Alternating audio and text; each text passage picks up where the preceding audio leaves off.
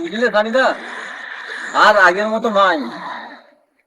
একটু যে বন্ধুদের সাথে ক্রিকেট খেলতে যাবো সেটাও আর হলো না। আর কি বলবো কথা,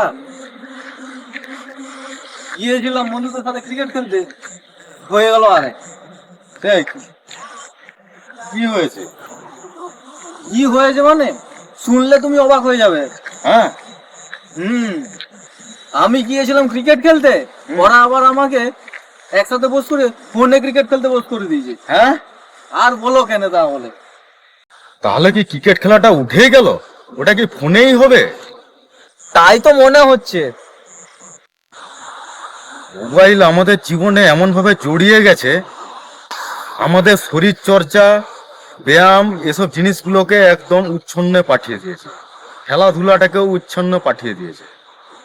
সেটাই তো চিন্তার বিষয় খুবই।